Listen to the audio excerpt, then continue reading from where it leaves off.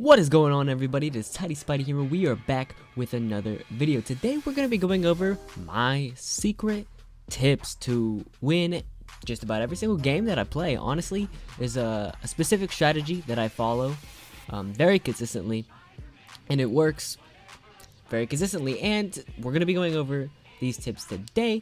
I'm going to be revealing what I do to always win, starting with the drop. Guys, the drop is very important, not just getting onto your house, but also where you drop. You need to know where you're going to drop and why. Here, as you see, the bus started from the bottom and is going to the top, so we don't want to land anywhere in the radius of the bus. Okay, we're talking a couple meters left or right from the bus, so tilted, fatal, salty, pleasant, lazy, all of those are kind of pushing it. Well, lazy and pleasant maybe not so much, it's there at the end. But so we can get some action, we want to land near the middle, but a little bit off of the radius. So we go greasy. So we get some early action, get some early kills here. We land, we loot up, we fight.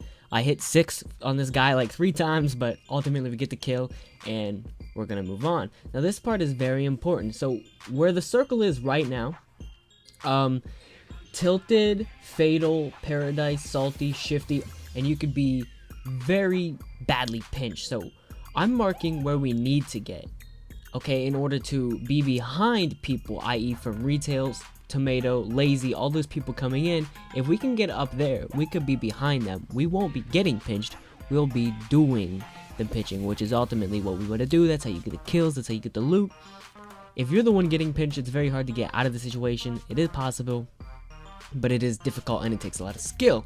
So we get close to where these people are going to be, and then we rift to our smarter and better map positioning location. Again, we want to get behind people, okay? We don't want people coming to us mid-fight. We want to come to people mid-fight. That's ultimately our plan.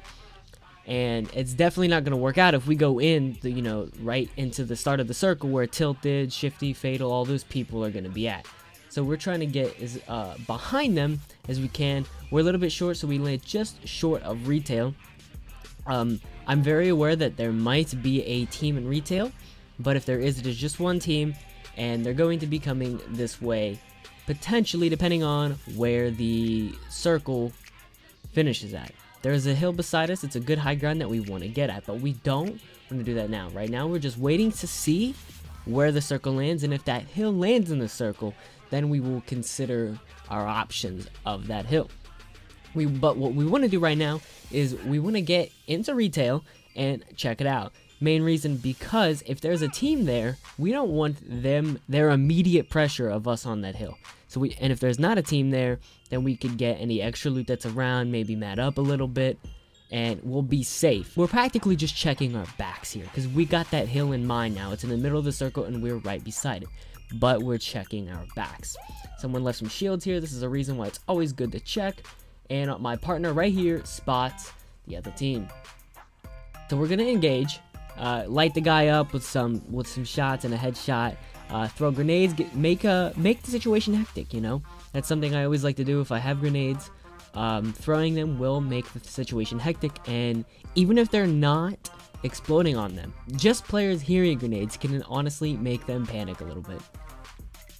So right now we're just going to be putting pressure. I'm going to come in for the flank. My partner's going to stay up and shoot up there. Fortunately, they have explosives, which makes this a little bit difficult, but wrapping up these people are very important. These people could pinch us on top of that hill.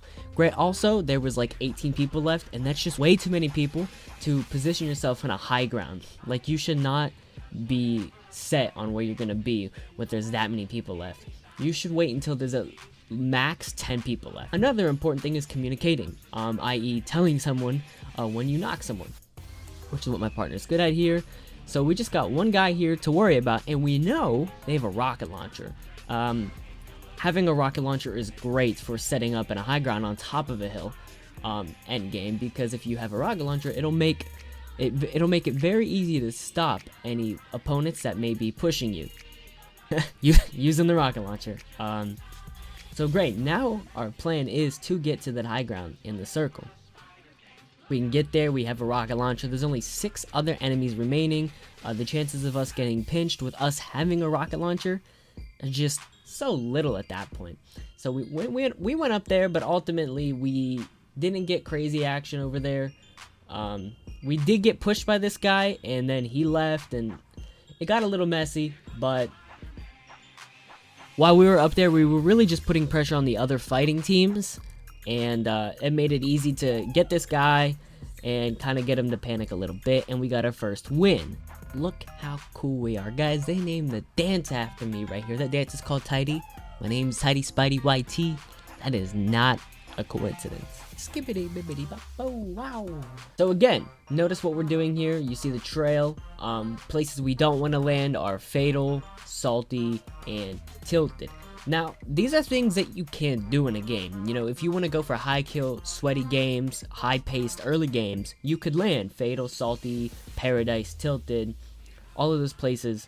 Tilted is always a main drop, really, but all of those places are right there. We ended up picking Lazy because it was near the end, but it was also within the radius of the bus, so that means at least 1 or 2 teams will show up. So we won't have a boring early game, we'll get some kills, but it'll also give us a chance to set up for a great end game. We've got a duo in the beginning, and we take them out like clockwork. I'm putting pressure, direct pressure. My partner comes and puts side pressure. Now, the reason we stayed in Lazy was because we didn't want to start going to Pleasant, which is ultimately where I wanted to go, the Pleasant direction. And it just helps that the circle kind of put us there.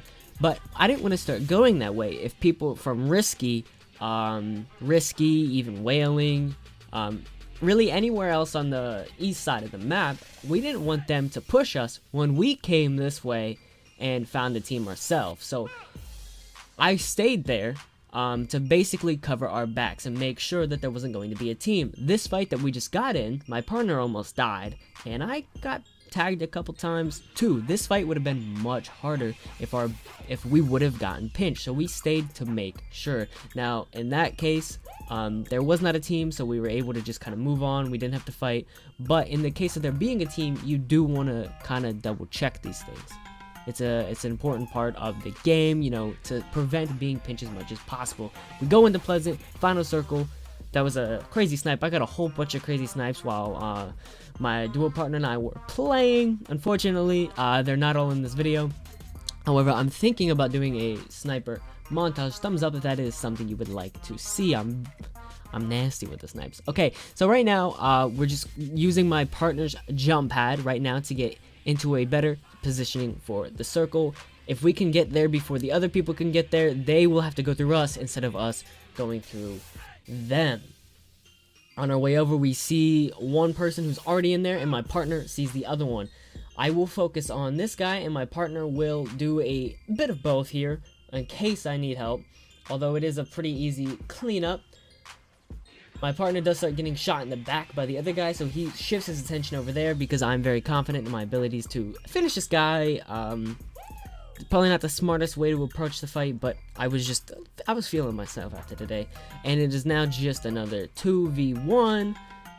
Guys, what we do is we stick together in the right ways, and we get other people split up, okay? And positioning. Like, these are just basic strats that we could do over and over again to win games over and over again.